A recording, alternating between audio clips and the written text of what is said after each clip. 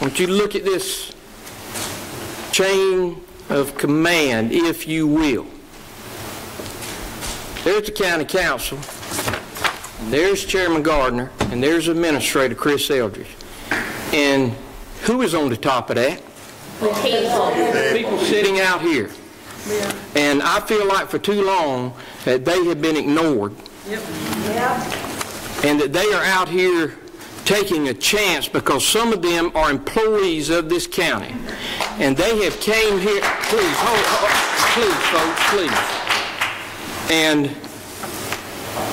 And out of fear and intimidation, they have taken the chance to come here because they don't work for the pay. They work for Horry County because this is their home. And this is where their families are at. And this is where they want to stay. And as I started to state earlier, nationwide polls and stuff, Brother Harold, show this, that the majority of people that leave their job positions do not leave because of pay. They leave because of working environment and bad leadership. And we've lost some well-talented, well-skilled, and some well-trained that we spend a lot of money on with this county. And I think it's time for us to stop. I think it's time for us to take another look at this, and I would put my councilman on the spot here. And so, Councilman Adisabato, I love you, and so we're Christian men. But you have had a personal vendetta against this man ever since he failed to point you at where you wanted to go. Mr. Allen? Important, so did you push your button? Yes, I have. Okay, go ahead, Mr. Bellamy. Mr. Eldridge, question for you, sir. Okay. Being a retired military officer, there's something called lessons learned. In every operation, you go back and do what we call an after-action review of a situation. What have you learned from this incident that you would do differently if given the opportunity? I've had that conversation with friends in my profession and everything else, attorneys that are friends, and they say, Chris, you couldn't win. You didn't have a good choice. You had a chairman going out that didn't want anything done, didn't want sour grapes, went through that. You have your county attorney do a 5-page memo, privileged, confidential. You walk into work the next day, and it's out in the public domain. If you have something, again, I'm not judge and jury, but it was not my place to do the investigation. I put it in the hands of the agency that's supposed to do it. So, were there things? I tried a Monday morning quarterback. I didn't have good choices. How about for its notification process? Because I'm familiar with doing investigation myself in the military for its critical incidents reporting, and I noticed that there were only certain county council members that was informed from the November 30 meeting, and then subsequent to that, and for its information flow. No, sir. That's again going back. The email went out that night. Well, I was referring in between then and the email.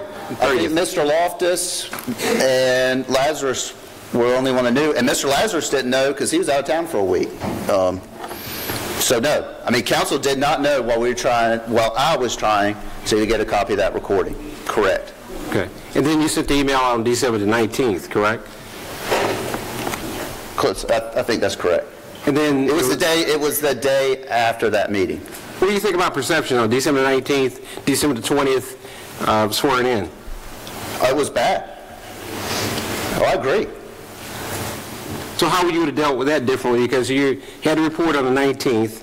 Right. And I had a memo from the county attorney to his clients, which would be myself and county council, that day.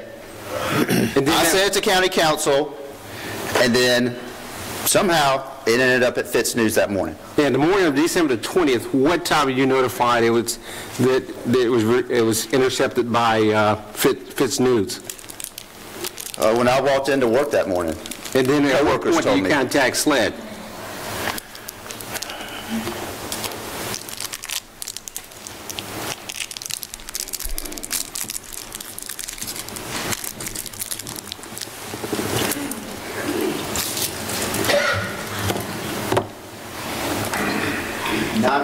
a.m. 9:59 a.m., okay? What time did you notify council that you requested for a SLED investigation? I mean, it was out then. No, I'm asking you, what time did you notify council? Yeah. I don't think there was a separate email sent to council. Do you think there should have been one? Lessons learned. I get. No, the answer is yes. Yeah. I mean, and that's what I was trying to think. Critical incidents that happen in Horry County. Yeah. The answer is yes. The email, you notified them at 9:55 a.m. That email should have went out within 10 to 15 minutes because you have all our emails into a file server. You send the message, press, send out. Correct? You have that information pre-programmed in your computer. Correct? Now, lessons learned moving forward. If incident happened like that, don't you think we should be notified? That it went to SLED? Yes. I mean, here, and I would say as far as lessons learned, I did not want it public. No, I'm not talking about public. I'm saying at that point. No, I don't want to box myself into something down the road, because every time... We're looking down the road. Lessons learned. Yeah. No, that's if you would let me, if it's okay. Yes, okay. How I would have preferred for it to have gone? No, you notified Slade at 9:55 a.m. And then it was all, and it was all out. I mean, it was all out. But yes. You have an duty and obligation as administrator to notify council on a critical incident like this. Based on my experience in different positions, being in the military, working with the South Carolina Probation Pardon Board, different organizations, you have a responsibility to notify council, especially a critical incident like that. Don't you think so? Of course. Of course. No, that's what I'm just trying to think of an instance where I wouldn't do that. We're not talking about Monday morning quarterbacking now. We're talking about lessons learned after action review. Yes, sir. What would you do differently in a situation like that? I understand your point. In that instance, maybe so. But another instance, I would not let SLED know if something was brought to me about a council member and I had it. I would not let all of council know. I would send it to SLED and let them deal with it. I would not want it to be public. Well, I agree with you. So we would not be here. Okay. So that's my thought process. I get what you're saying. Would everybody be happier here today if I'd done that? Yes. But I'm thinking in terms of, Mr. Bellamy, you saying, Mr. Eldridge, somebody comes up to you tomorrow and says, I did something, it's something, an allegation against you. Right. I am not, unless council instructs me to do that, I'm not going to say, council, this random person sent me something in the mail, which happens all the time, as y'all know. Right, that's correct. I don't want to hurt you that way and send it to them, because then I can send it to SLED. Right. They can look at it, they can say this is trash, and they can throw it away, because we've done that with other things. So, in your question, and I understand to play to who's here, yes.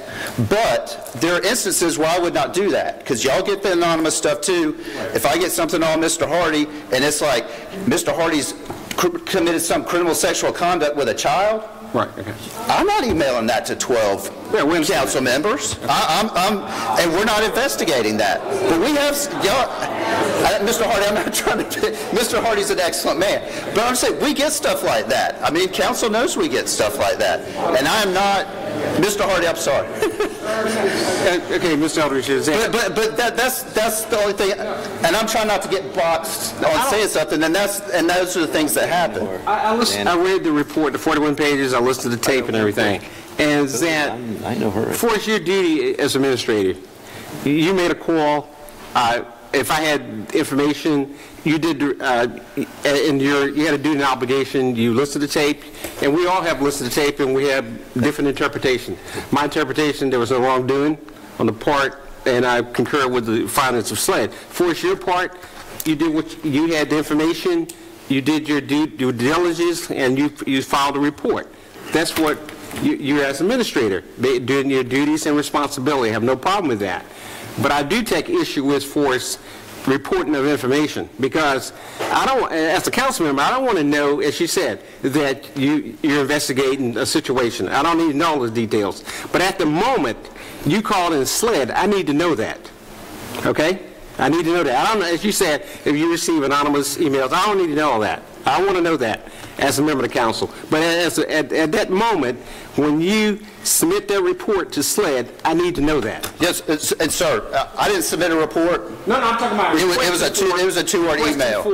Requesting for investigation. Yeah, and I just will tell, there are plenty of things in my 7 years have gone to SLED since I've been here. Right, and I support that. That happens on a regular basis. Now, I'm not saying what you did was wrong, and I support what you did. But at the same time, at that moment, when you request for that investigation, you sent the email out at 9:55 a.m. Within 10, 15 minutes, I need to know that.